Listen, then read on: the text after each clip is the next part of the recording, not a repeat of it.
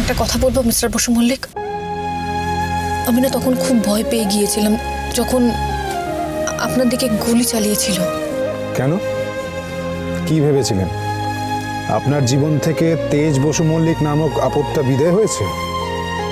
Mister Basu Mallick, কি যা তা কথা বলছেন আপনি, কিন্তু একদম বাজে কথা বলবেন না মিস্টার বসু মল্লিক।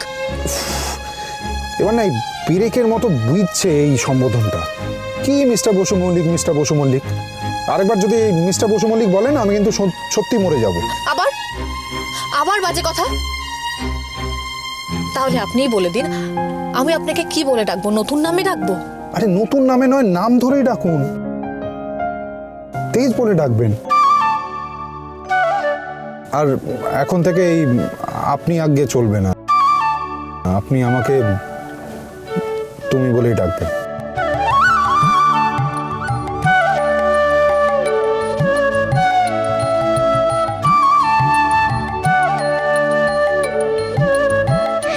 এই তো, এটা তো কিষানগড়। মিস্টার বসু মল্লিক, আপনি গাড়ি থামান, এখানেই তো সিংজির বাড়ি হওয়ার কথা।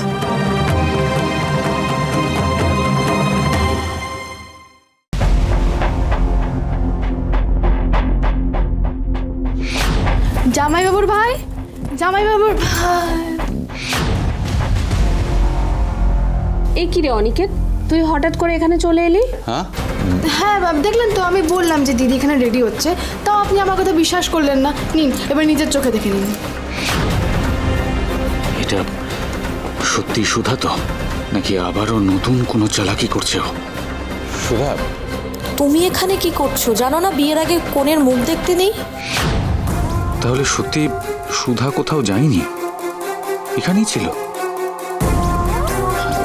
আচ্ছা, শহরের এত বড় মেকআপ আর্টিস্ট থাকতে তুমি দিদির কাছে রেডি হচ্ছ কেন?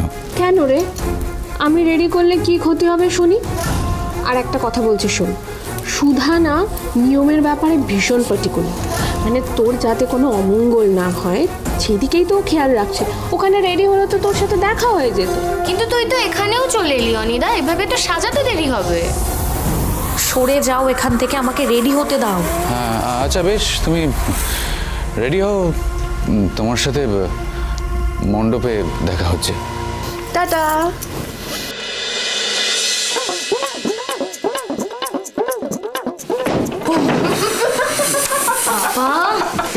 জিও বল, তুমি তো পুরো গোল খাই দিলে। তোমরা কিচ্ছু টের পাইনি। কিছু টের পেতে দেওয়াও যাবে না, আমরা সবাই সুধার সাথে। যে করেই হোক আমাদেরকে এই বিয়েটা আটকাতেই হবে। দাদা ভাই আর বৌদিকে আমরা কিছুতেই আলাদা হতে দেবো না। একদম ঠিক কথা বলেছিস। হ্যাঁ, এই বিয়েতে বাধা দিতে যা যা করতে হয় আমাদের ভাবতে হবে। ভাবো সবাই, ভাবো ভাবো।